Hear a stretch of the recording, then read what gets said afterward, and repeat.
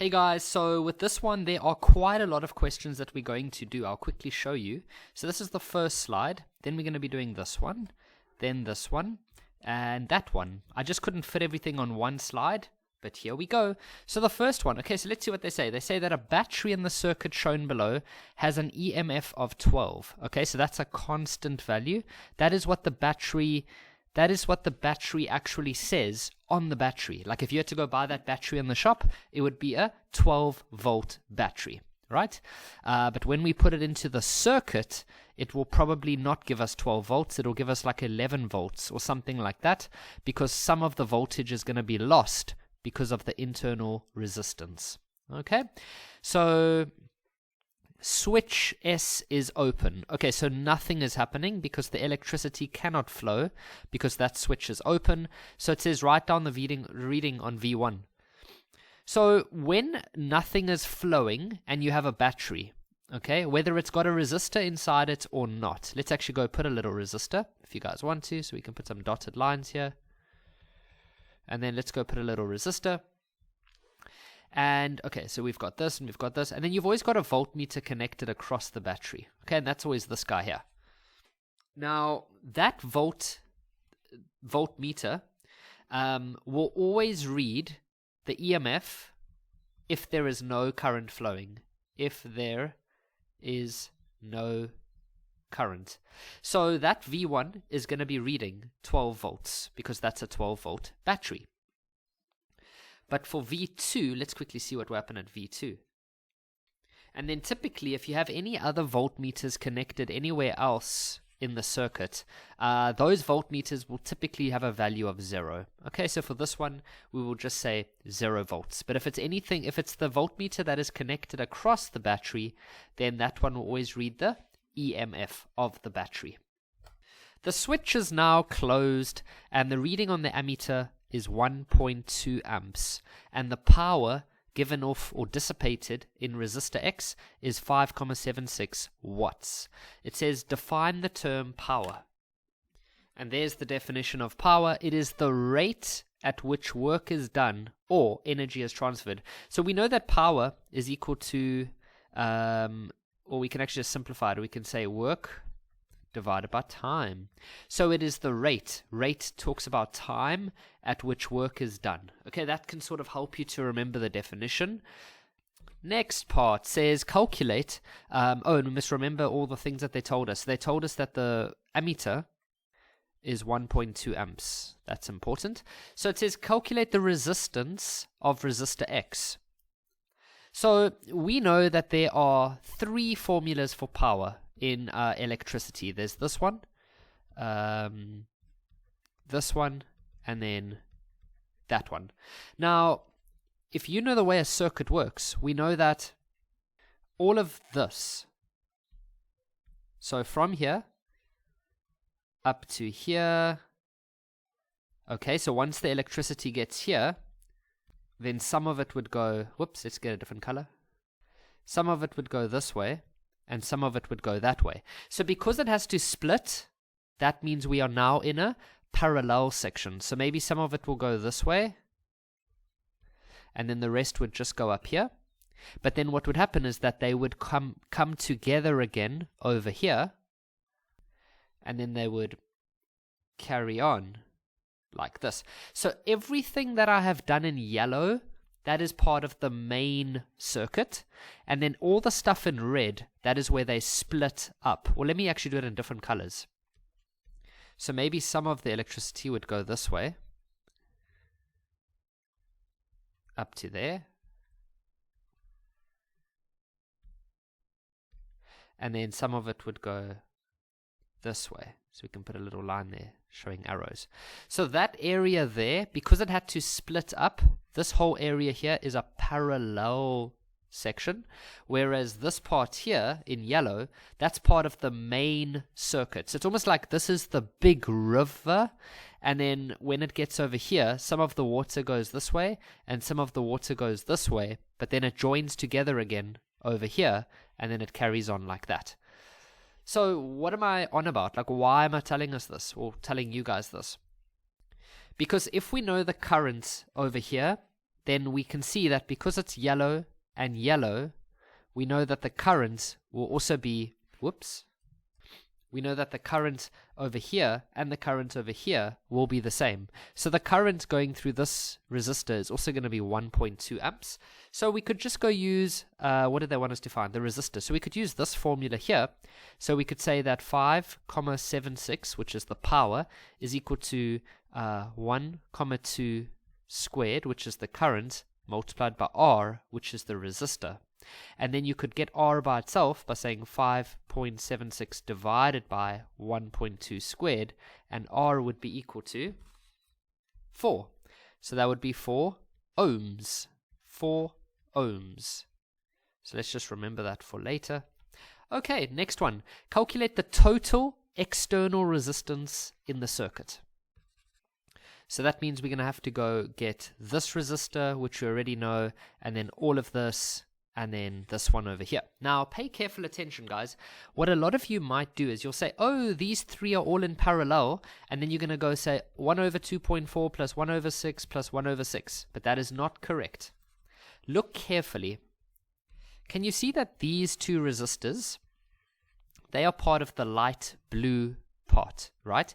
So they are actually in series together. So what we need to first do is add those two together to get the resistance of this blue stream, or this blue part.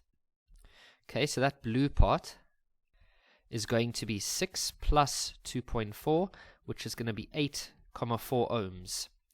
Then we can combine that 8,4 together with this 6 in parallel. So let's go write out the formula for parallel. So it's 1 over R1 plus 1 over R2. So we can say 1 over R parallel is equal to 1 over 6 plus 1 over 8,4. And if we have to go work that out, we get 2 over 7. And then we flip it around to become 7 over 2, which is the same as 3,5 ohms. Now that's not the final answer. That's just the parallel part. So now that's done. Now we can add that together with this resistor over here. So the R total, or the R external that they're talking about, would then be 3,5 plus 4, and so that's going to be 7.5 ohms. So that is the total external resistance. Okay, now we need to calculate the reading on voltmeter V2. Now there are a number of different ways that we can do this. So let me quickly, so V2 is pretty much only connected across this 6 ohm, because if you had to extend this, it's connected up to there, and then if you extend this one this way, we could like let it stop there, for example.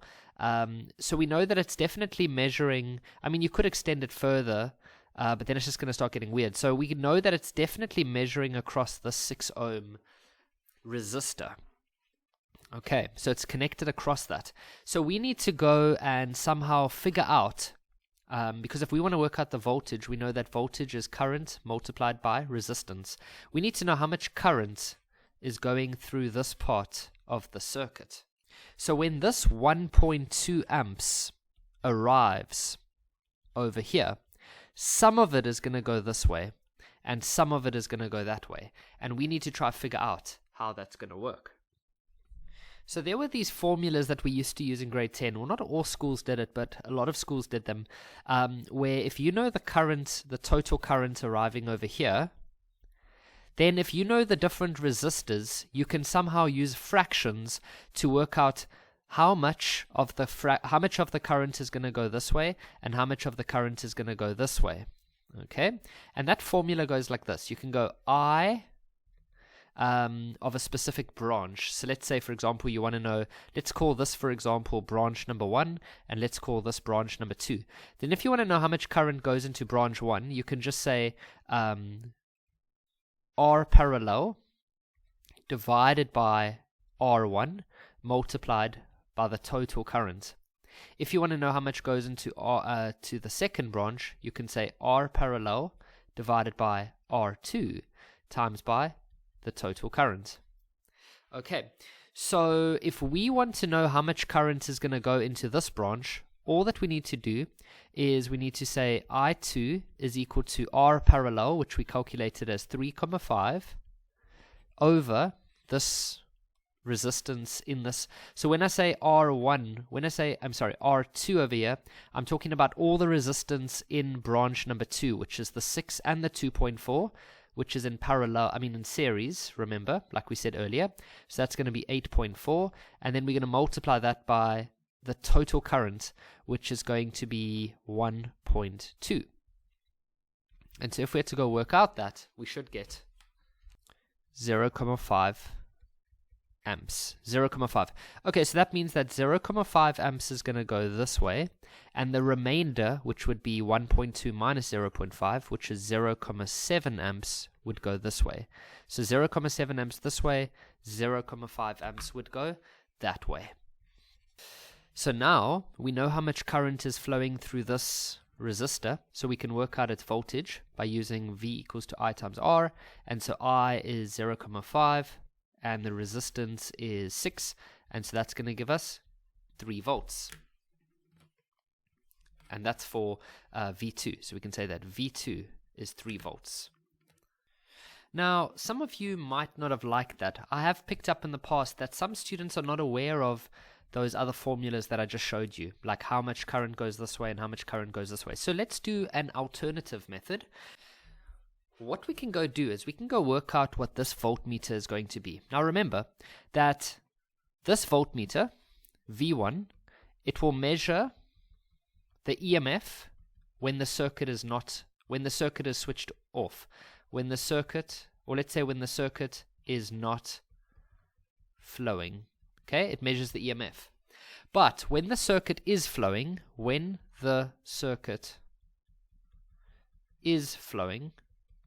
then it measures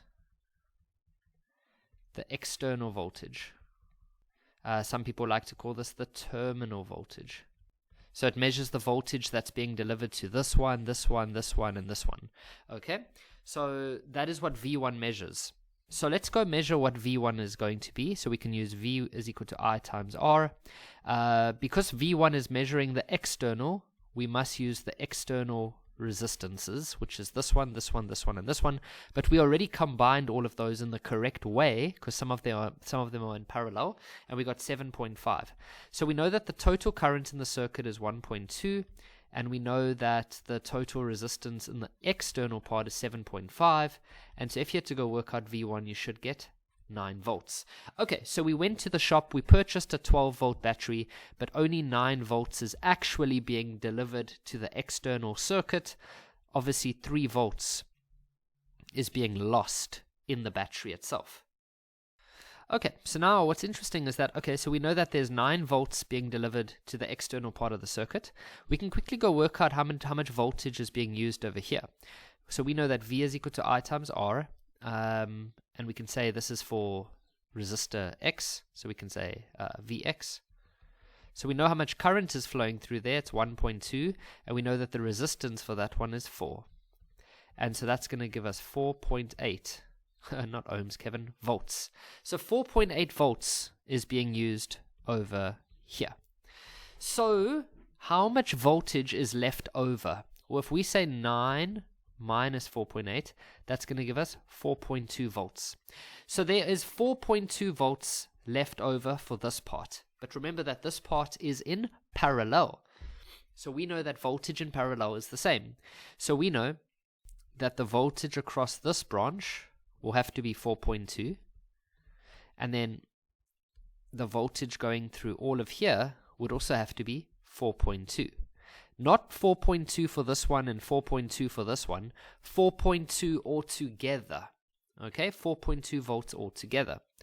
So what we could now do is we could work out the current that is flowing through that part over there. So we could say I equals to V over R. And we now know the voltage in that part is 4.2. The resistance is 6. And that'll give us 0.7 amps. Okay, so this will be 0.7 amps. So we know from earlier that the total current in this part of the circuit is 1.2. we've just calculated now that 0.7 amps goes this way. So that means that 0.5 amps would go this way. 0.5 amps would go this way. So this is now good because now we know how much current is going to flow through the 6 ohm resistor. So now we can work out how much voltage or V2 will be, because remember we said just now that V2 is connected across the 6 ohm resistor. And so we know how much current is now flowing through the 6 ohm resistor at 0.5, and we know that the resistance is 6. And so we can say V is equal to I times R, and we can say that the voltage is equal to the current multiplied by the resistance, which is 6, and that should give us 3 volts. So I've now showed you guys 2 different ways of how you could do this one.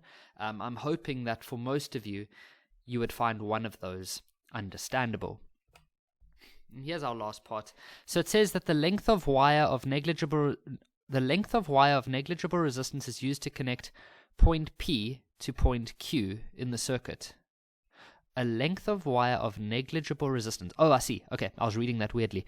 So they're going to take a piece of wire and they're going to connect it from point P to point Q.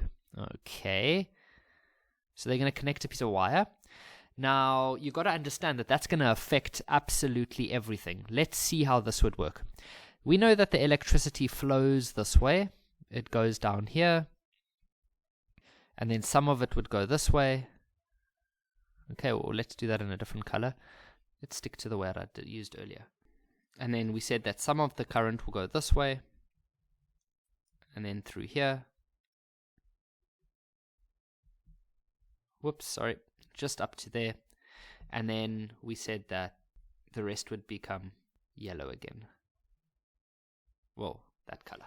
Okay.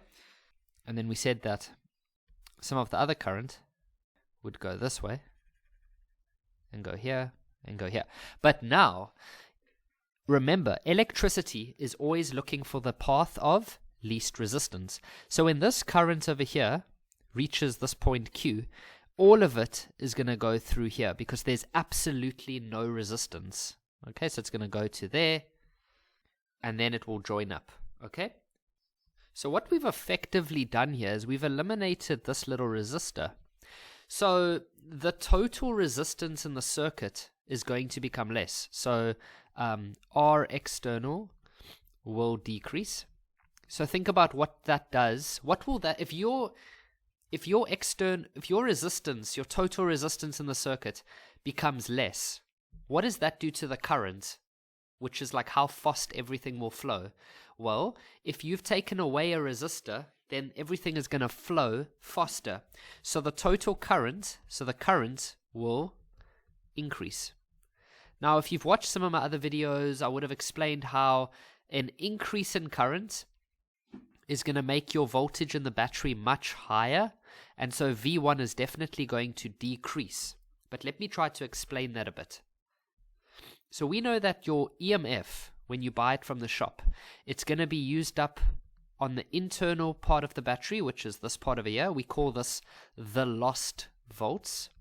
And then the rest of it is going to be used on the outside of the circuit, where some of your teachers might call this terminal voltage. Terminal voltage. Let me write that a bit better. So you can either call it external or terminal. Okay. Then what I'm going to do is I'm going to change this formula to I times R, and then I'm going to keep this one as V external, which is actually in this question, it's this one here, which is V1. So let's go change that to V1. So we want to sort of see what's going to happen to V1. So if I go get V1 by itself, I end up with EMF minus IR. Now, luckily, this is a constant, so we don't need to worry too much about that. It won't be changed. This is a constant. Small r is a constant because it's the way that they make the battery in the factory. The big R can change sometimes. I mean, we can change that by just knocking this resistor away. But this little R never changes because it's the way that they made the battery. We said that this I is going to increase. Okay, so this number is going to go up. So if you just had to do the maths,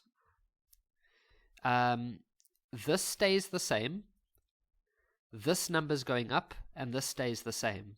So you might need to pause the video and think about that, but if you just do the maths carefully, V1 is definitely going to go down. So V1 is going to decrease.